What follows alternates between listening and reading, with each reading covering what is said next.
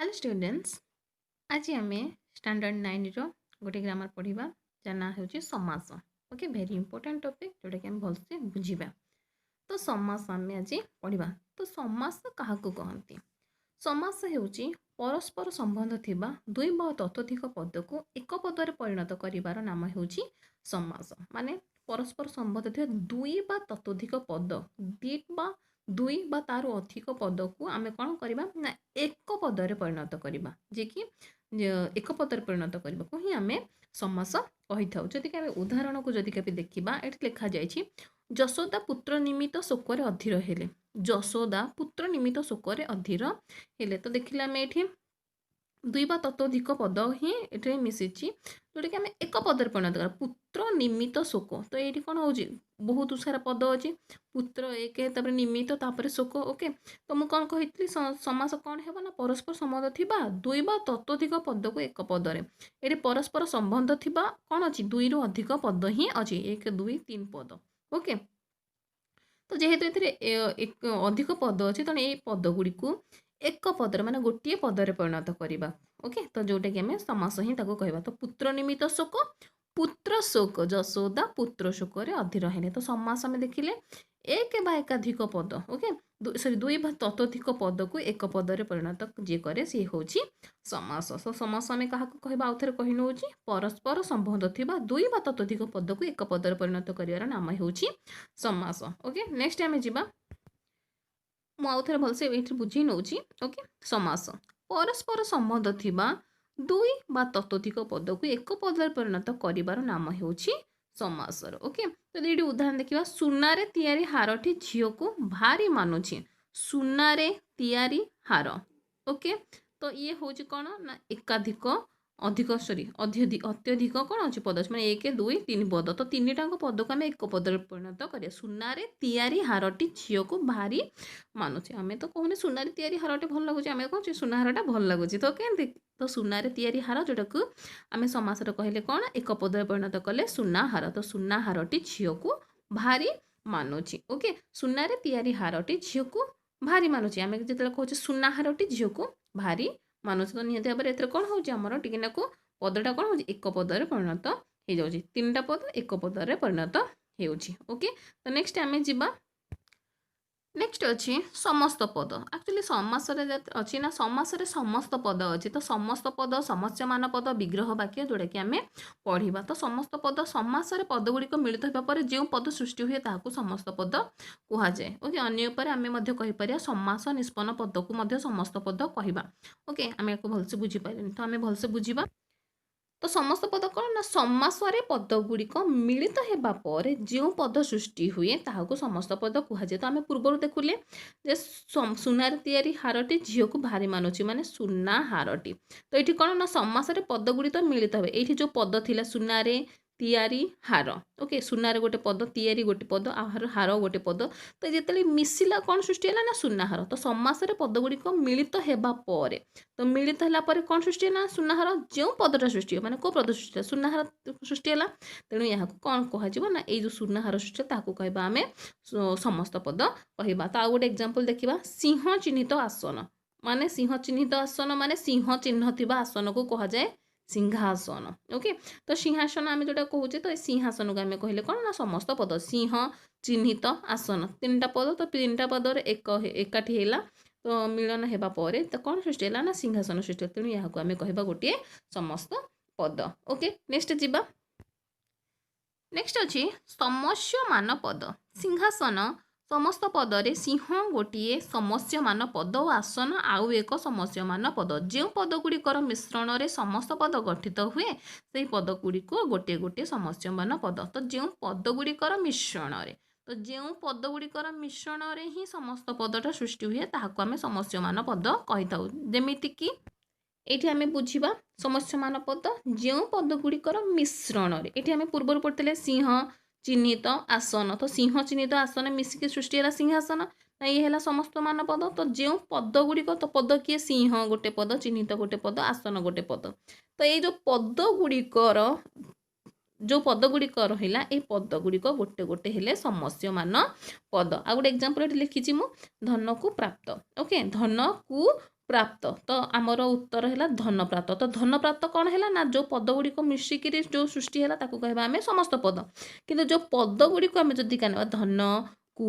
प्राप्त धन प्राप्त ये सब कौन तो गोटे गोटे ना समस्यमान पद या आम समस्यमान पद कहवा ओके धन प्राप्त धन को प्राप्त धन प्राप्त ओके तो समस्यमान पद कौन ना जो पद गुड़िकर मिश्रण ये पदर मिश्रण सृष्टि होती समस्त पद जो पद गुड़िकर मिश्रण समस्त पद गठित हुए समस्त पद केमती सृष्टि है ये पद को लेकर सृष्टि है तो जो पद गुड़िकर मिश्रण समस्त पद गठित हुए से ही पद गुड़ी को समस्यमान पद कहुए ओके तो नेक्स्ट आम जा आग को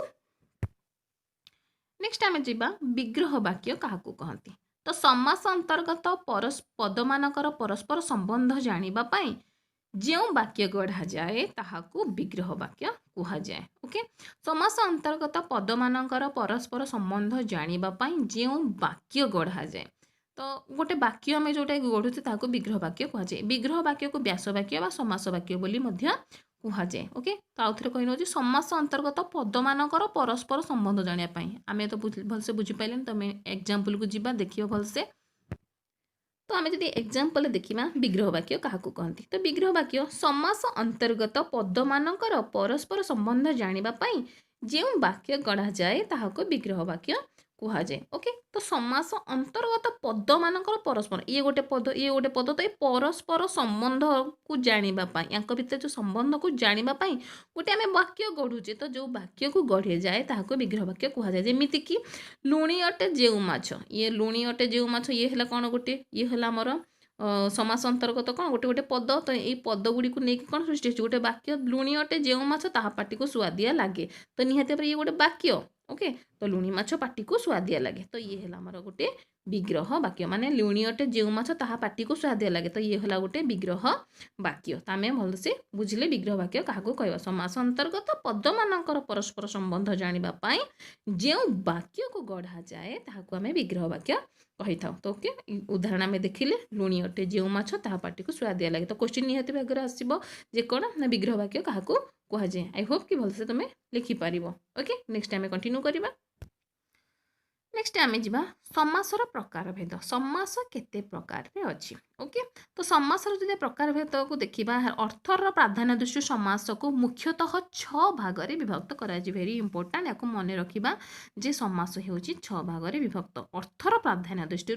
समास को 6 भाग में विभक्त कर यथा तत्पुरुष कर्मधारय दिगु द्वंद्व बहुव्रीहि और अव्ययी भाव समास तो यू आम नहीं समास ही पढ़ा ओके तो समास केते प्रकार ना समास आम बुझिले समास हूँ 6 भाग में विभक्त तथा तत्पुरुष कर्मधारय दिगु द्वंद्व बहुव्रीहि और अव्ययी भाव तो ओके आम पढ़िले 1 2 3 4 5 6 तो 6टा ही आम पढ़िले ये कौन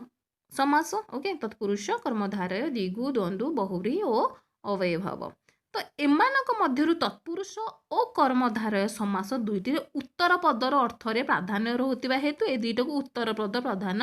कहती उत्तर पद कौन पूर्व पद कौन जोटा कि मुझे कहबी एबे ओके तो उत्तर पदर प्रधान रोहुतिबारु तत्पुरुष और कर्मधारय को उत्तर पद प्रधान समास कहुए एवं जेतेबेले गले दिगु अव्ययभाव पूर्व पदर प्रधान द्वंद्व समास उभय पद व प्रत्येक पदर अर्थर प्रधान रही जदिका जीवा आम ओके मैं आपको भलसे लिखि नौ जोटा कि तुम भलसे बुझीपार तो ओके आम भलसे बुझा समासर प्रकार भेद ओके समासर प्रकार भेद को आम बुझिले जे तत्पुरुष कर्मधारय दिगु द्वंद्व बहुव्रीहि और अव्ययी भाव ओके तो आपको आम मन रखिपारे तो भलसे आम मन रखा तत्पुरुष कर्म दिगु द्वंद्व बहुव्रीहि अव्ययी ओके तत् कर्म दिगु द्वंद्व बहुव्रीहि अव्ययी भाव ओके ताको हमको मन रखा ही पड़ो तो यह हूँ 6 प्रकार आमर समास तो मुझे कही जे तत्पुरुष कर्मधारय समास दुईटर उत्तर पदर अर्थरे प्राधान्य रहे ओके तो तत्पुरुष और कर्मधारय उत्तर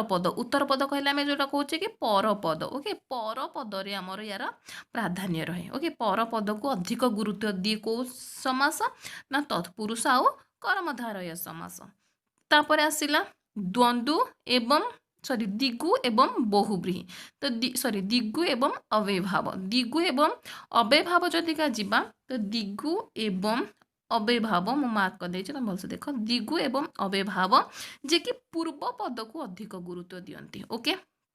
दिगु एवं अव्ययभाव पूर्व पद को आ तत्पुरुष कर्मधारय पर पद को ओके पद एवं पर पद जोटा कि आम अलरेडी भलसे बुझा जोटा कि तत्पुरुष समस्या आम जो समाज भितर को जीवा से भलसे बुझा बस ये आम ये नॉलेज रखिने कथा जे आम पर पद कौन उत्तर पद कौन और पूर्व पद कौन ओके आ केउटा कौ पद उपर अधिक गुरुत्व दौर ये आम नॉलेज रखिले भितर को आम जा ओके तत्पुरुष कर्मधार जे कि पर पद को ही गुरुत्व दियंती माने उत्तर पद को गुरुत्व दियंती तापर आसला दिगु जीवा दिगु एवं अव्ययभाव जे कि पूर्व पद को एमान ए दी जण पर पद को आ ए दी जण पूर्व पद को ता मझिरे रही जाउची किए द्वंद्व तो द्वंद्व कहूँ अरे मु तो द्वंद्व पड़गली मु कौन करी तो द्वंद्व कौन कहूँ ना द्वंद्व कौन करुच्ची ना से कहे ओके मु द्वंद्व कहीं पढ़ी मु दिज जाक पाखक जी ओके सी आंक पाखक भी जाऊँगी आंक पाखक भी जाऊँगी माने उभय पदरे द्वंद्व समास हो पार ओके जोटा कि आम आगक पढ़ा द्वंद्व कौन कहूँ ना द्वंद्व कहूँ तत्पुरुष कर्मधार को मुझे और बहुब्री अव्ययभाव को भी जीवी से उभय पदरे ही रहे ओके द्वंद्व समास उभय पदे प्रत्येक पदरे अर्थर प्राधान्य रही माने प्रत्येक पदरे माने पर पदरे भी अर्थर प्राधान्य एवं पूर्व पदरे भी अर्थर प्राधान्य ओके तो आम जो तत्पुरुष और कर्मधारय जा केवल पर पदरे अर्थर प्राधान्य रही दिगु एवं अव्ययभाव को जीवा केवल पूर्व पदर अर्थर उपर अधिक गुरुत्व ओके तो एग्जांपल नेले आई थिंक भलसे बुझी पड़ो गोटे एग्जांपल लिखि नौछि जेमति कि तत्पुरुष तत्पुरुषर गोटे एग्जांपल लिखि नौछि जोटा कि आम कहले तत्पुरुष कौन ना उत्तर पद माने पर पद को अधिक गुरुत्व दब जेमिति कि धन को प्राप्त ओके तो मु कौन कही जे तत्पुरुष समास जे कि पर पद को अधिक गुरुत्व दब तो कौन प्राप्त कला प्राप्त कर कौन धन को ही प्राप्त कर ओके तो ये अधिक गुरुत्व दि जाऊँगी पर पद को ओके किंतु जो पूर्व पद आसे अव्यय एवं दिगु कौन आस ना पूर्व पद को गुरुत्व दौथ किंतु जो द्वंद्व आसो द्वंद्व कौन कर ना द्वंद्व तो द्वंद्व रहीगला द्वंद्व कले गला या पाखु जब न जी ये तो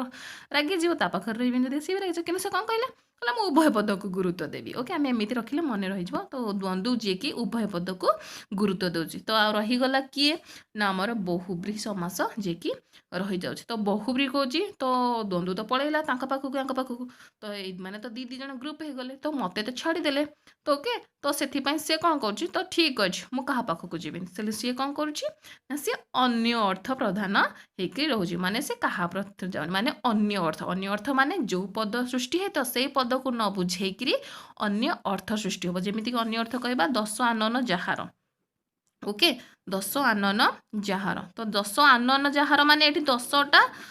सर शिर जार आनन माने मुंड ओके तो 10 आनन जार अच्छी तो ये कहार अच्छी रावणर तेणु रावण है आउ गोटे अर्थ को बुझा तेणु अन्य अर्थरे प्राधान्य देवाक ये कह कौन आमर बहुब्री तार बुझीपारे जे बहुब्री कौन कला रागिगला से कहला कि मुझे क्या पाखक जीविनी कौन तत्पुरुष कर्मधारय को जीविनी कि आमर अव्ययभाव कि द्वंद्व पाखक जीविनी कि दिगु पाखक भी मुझे जीविनी तेणु से बहुब्री कौन कहला ना मुझे अन्य अर्थरे ही रही तो सी अन्य अर्थ प्राधान्य ताकू